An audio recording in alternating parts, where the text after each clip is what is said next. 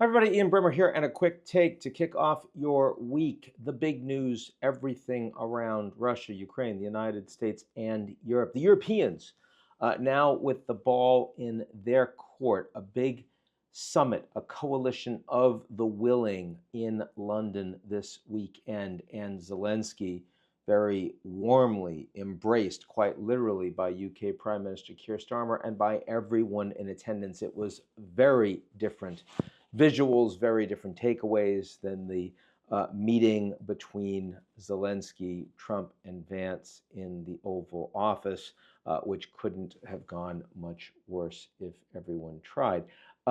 Where we are right now, certainly this coalition of the willing had everyone that mattered in Europe. I mean, not the countries, not the leaders that have been skeptical, that have been more aligned with the Russians or more, say, in a middle position, like the Hungarians, like the Slovaks, but everybody else was there. So, I mean, you've got the Brits, you've got the French, you've got the Italians and the Germans.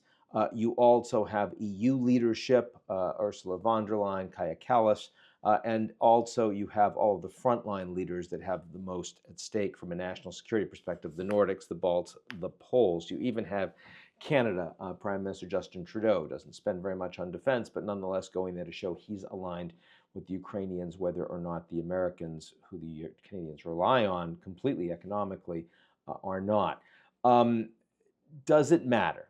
Does it matter? If you're asking, does it matter in the sense that can the Europeans go it alone without the Americans, I'm still skeptical, though they're putting a lot more on the table now than they were a week ago, and they should have been doing that years ago, and that's going to remain a very big question, and I'm probably going to remain pretty skeptical. But it's very interesting that the Europeans do now have a level of ownership. Remember that Trump, both when he was running for president and once he became president, said that the United States was going to end this war, that he, Trump, would be responsible for the ceasefire, that he's going to do it himself with the Ukrainians, with the Russians. He could do it in 24 hours. That's obviously an exaggeration. But nonetheless, even if he realized, as he realized it was going to take longer, he was the dominant actor. That's now changed.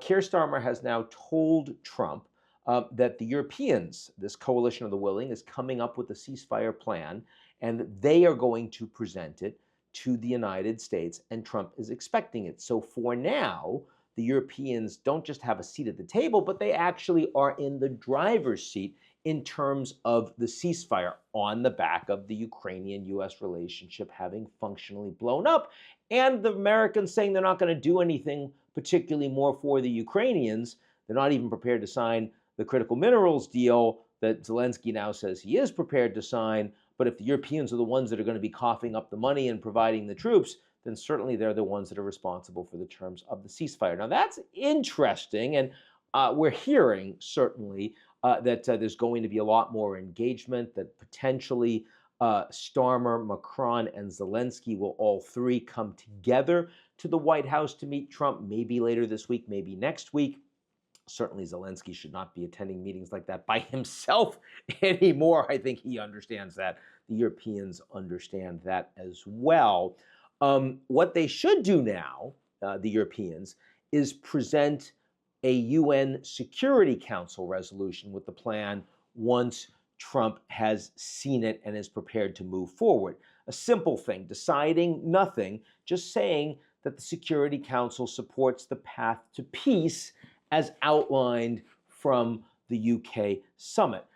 This will force Russian amendments, which the UK and France will veto, and then Russia will be forced to veto the resolution. And that's useful in a couple of different ways. First of all, costs the French and the UK nothing, and they win a fair amount. The news will be all about how the Russian veto was used for the first time since 1989, and it places the Americans on the same side as the Europeans on the ceasefire issue, which is what the Ukrainians desperately need, and frankly, the Democrats and the Republicans in Congress as well.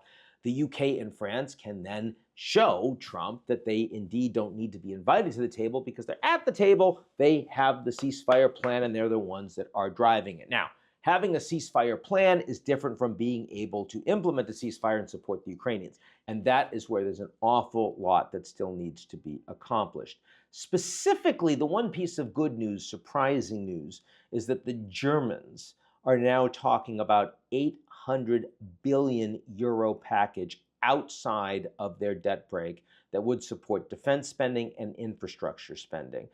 They weren't talking about anything remotely like this even a few days ago. It would have to be done well before the end of the month, because when the new chancellor comes in, then you're going to have the far left and the far right with the ability to block any constitutional majority. They don't have that capacity now, which means the debt brake can be overridden by a vote in the Bundestag. That's really important and would lead to German leadership in helping to finance this war.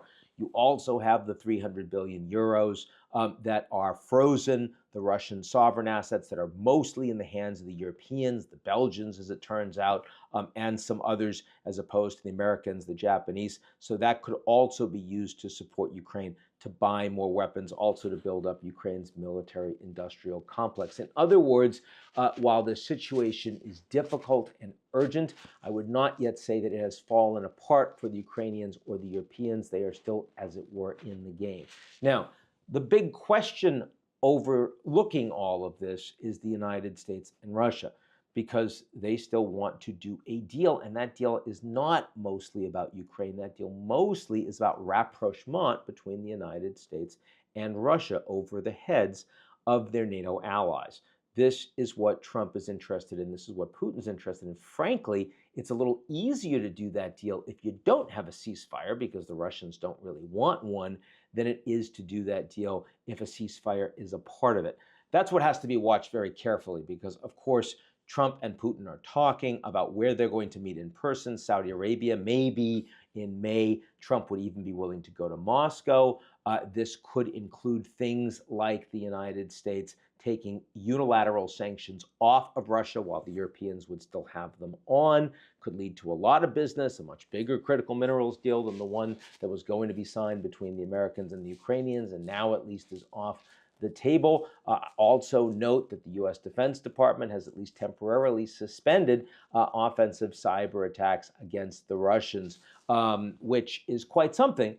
If, again, in the context of nothing having been agreed to between the Americans and the Russians, but clearly Trump much more willing to be on Putin's good side right now than he is with Zelensky. So ultimately, that is a very big challenge for the Europeans, but they will be in far better shape if they're able to move on the ceasefire in the near term, which looks likely, and on support for Ukraine in the medium term, which looks like more of a challenge. So that's it for now. We'll talk to you all real soon.